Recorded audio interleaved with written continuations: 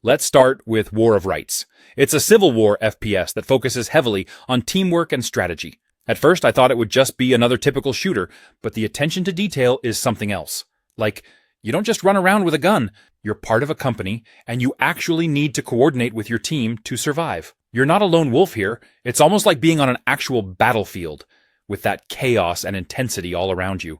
The first time I joined a battle, I was a little overwhelmed, to be honest. You've got dozens of players on each side, all in uniform, marching in formation, and you can hear officers barking out orders. It's kind of amazing how much that atmosphere pulls you in. You're really part of something bigger, which you don't get in most games. And speaking of orders, this game really forces you to think before you act. There's no sprinting across the map and gunning people down here. You have to stick with your squad, follow orders, and time your moves carefully. It's like a slower pace, but in the best way possible. It makes every decision count. One thing I love is that you're encouraged to communicate. And I'm talking real communication, not just trash talk. You actually need to speak to your fellow soldiers to succeed. It reminds me of those old school LAN parties where you had to talk to each other to win. I've met some cool people just from having to strategize mid-battle. I also appreciate how historically accurate everything is. The developers really did their homework. The uniforms, the weapons, the way the battles play out, it's like a playable history lesson. Next we have Lost in Random. The whole vibe of the game feels like something out of a Tim Burton movie. Dark, whimsical, and a little eerie in the best way possible. You're in this world where everything's controlled by a roll of the dice, and it's such a cool concept.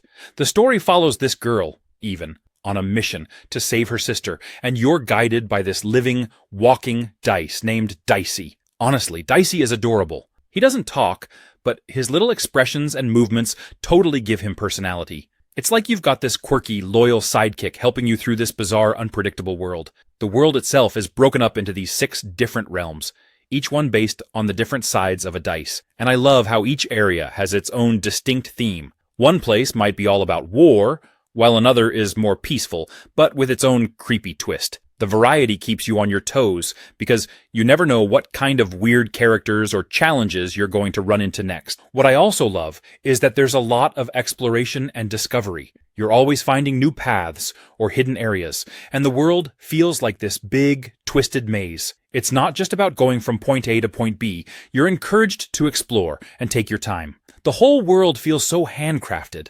Like every corner has something weird or interesting to find. I think what I appreciate most about Lost in Random is how creative it is. The dice rolling, the card-based combat, the strange world. It's also original. It's rare to play a game that feels this different, you know? Next we have Layers of Fear. You know, if you're into psychological horror, this is one of those games that really stands out. I played it recently, and honestly, it's less about the typical jump scares and more about this creeping, unsettling tension that builds as you go through it. The atmosphere? It's pretty insane. Like, every room you enter feels like it's alive, and not in a good way. You'll be walking down a hallway, thinking everything's fine, and then the whole place shifts. It messes with your head in the best way possible. What I really appreciate is how it leans into the idea of being more of an interactive art piece than a traditional horror game. The whole thing centers around an artist, so the world you explore is very surreal. It's like the environment itself is having a mental breakdown along with you. And the way the story unfolds, it's subtle. You're not spoon-fed anything, so there's a lot of piecing things together, which I kind of loved. It's not the longest game, but that works to its advantage.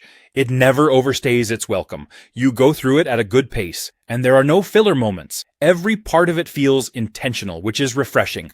It's also one of those experiences where when you finish, you kind of want to talk about it. Not just because you want to discuss the story, but because it feels like something you experienced, you know?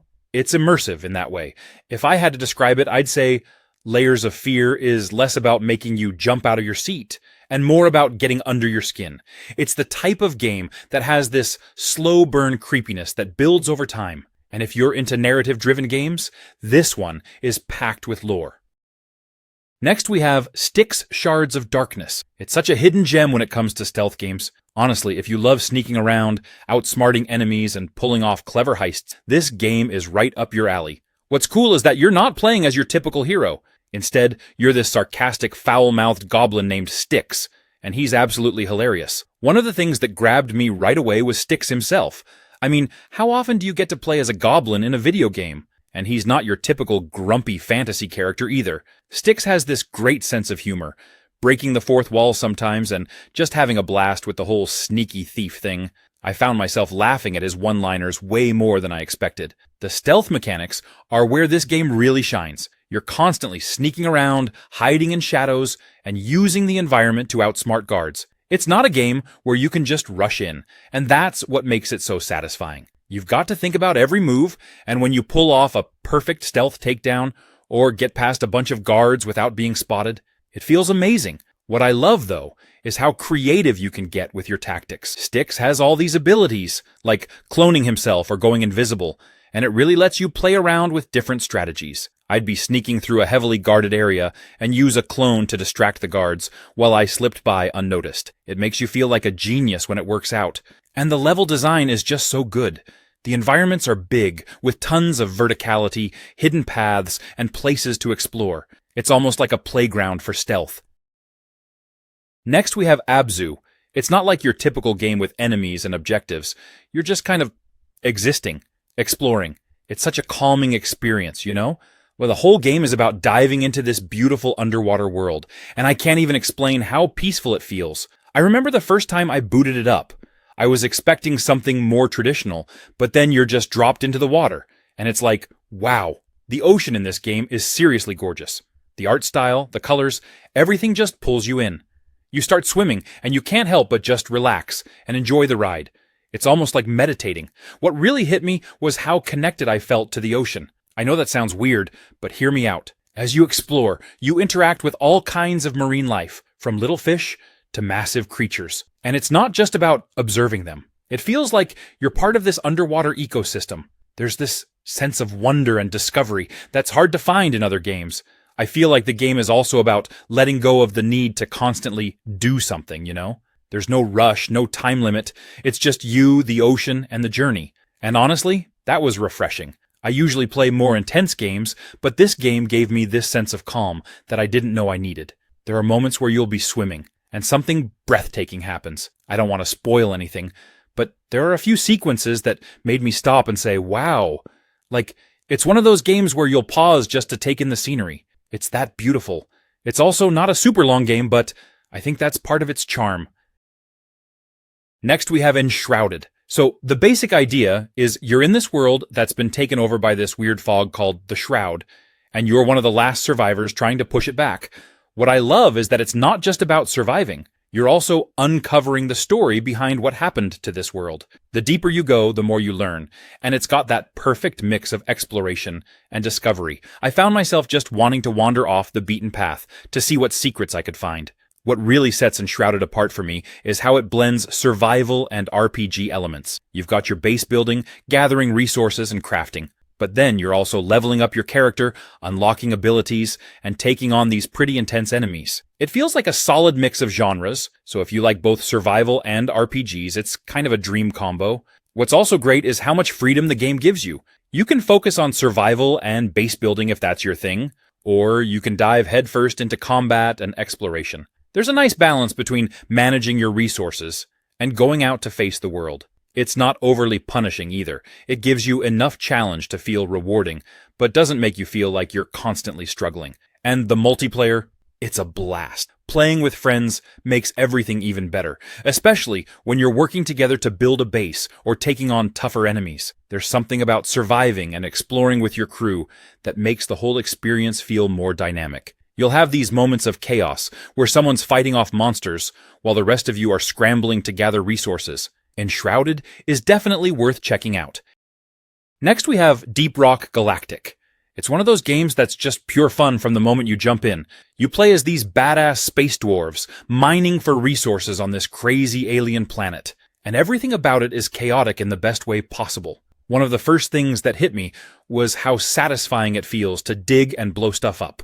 The mining mechanics are on point. You've got this massive, destructible environment, and you can just tear through it with your drills, pickaxes, and explosives. It's super cathartic, especially after a long day. Nothing beats blowing up a cave full of minerals or making your own path to a hidden spot. The team-based aspect is where it really shines, though. It's all about cooperation. You and up to 3 friends each play different classes, like the gunner, scout, driller, or engineer, and everyone's got their own role to play. I usually go with the engineer because, let's be real, setting up turrets and zip lines for the squad is too fun, but it's cool how every class feels useful no matter what. It's like the game encourages everyone to contribute to the mission in their own way. Speaking of missions, they can get crazy. You're deep in these alien caves, surrounded by bugs, and things can go from, "we got this," to, "oh god, we're screwed," in a matter of seconds. You're mining for minerals one minute, and the next, you're fighting off hordes of giant alien spiders. It's that balance of calm exploration and total chaos that keeps it exciting. I also love how the game doesn't take itself too seriously. It's all about having fun, whether you're mining in peace or running for your life from an alien swarm. Next we have Chernobylite. It's this mix of survival, horror, and sci-fi, and the whole thing takes place in the Chernobyl exclusion zone. Right off the bat, the atmosphere is insane. You can really feel the tension in the air, like the zone is alive and just waiting to mess with you. The game puts you in the shoes of this scientist who's come back to Chernobyl to uncover some personal mysteries. And honestly, that plot hooked me right away. It's not just about surviving. You're driven by this deeper story, and it keeps you curious about what's going on beneath the surface. Every time I thought I had it figured out, something would happen to throw me off. One thing that really stood out to me is how immersive the world feels. The developers did an amazing job recreating the Chernobyl zone, and it's kind of eerie how real it feels. The abandoned buildings, the overgrown forests, the radiation hotspots. It's all so atmospheric. You'll be creeping through these dark, crumbling hallways, and the tension just builds. You never know what's waiting around the corner, and that unpredictability is what keeps you on edge. The gameplay itself is a mix of exploration, survival, and combat. But there's also a base building element, which I didn't expect at first. You're not just scavenging for resources. You're also building up your base, crafting weapons, and planning your next moves. It's a cool balance between being out in the field and coming back to your base to regroup and strategize. Speaking of survival, it's no joke. You've got to manage your health, your team, your supplies. It really makes you think about your next steps. It's got this perfect blend of tension, exploration, and mystery. Next we have Satisfactory. I'm telling you, it's so addictive, but in the best way possible. It's basically all about building the most insane, efficient factories you can think of, but on this massive alien planet. And the scale of it just keeps getting bigger the longer you play. The first time I played, I had no idea how deep it was going to get. You start off with this small little base, mining some resources, and before you know it, you've got conveyor belts going in every direction, towering machines, and all these interconnected systems running like a well-oiled machine. It's such a satisfying feeling when everything clicks and your factory just runs itself. One of the coolest things about Satisfactory is that it gives you total freedom to design your factory how you want. You can be super organized and create these clean, beautiful setups, or you can go full chaos with machines stacked on top of each other, belts weaving all over the place. It's all up to you, and I love that about the game. There's no wrong way to play. It's all about creativity, and the world you're on is gorgeous. I didn't expect it to be so beautiful for a game that's all about industry and automation, but you're exploring this massive, lush alien planet with all kinds of biomes. Sometimes I just find myself wandering around, checking out the scenery, and appreciating the environment before going back to the madness of factory building. The exploration aspect is honestly underrated. You're not just stuck at your base, you get to venture out, find new resources, and even unlock cool tech. I love that sense of discovery. Next we have Ereban Shadow Legacy. The game takes this idea of stealth and shadow, and it just runs with it in such a cool, unique way.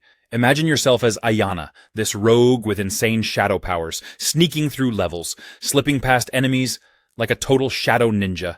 It's incredibly satisfying. One of the things I love about Ereban is the shadow mechanic. You're not just hiding in shadows, you're literally merging into them.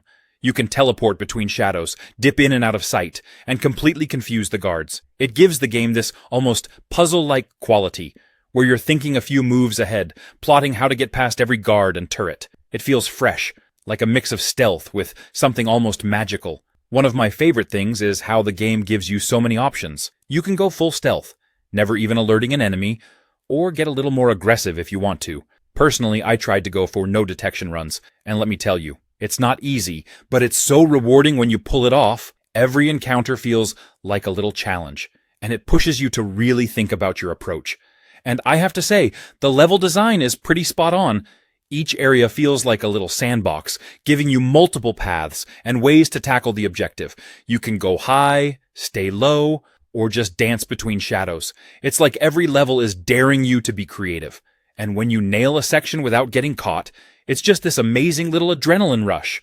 It's also just a fun game to pick up if you love experimenting with stealth tactics. Each power and upgrade opens up new ways to play,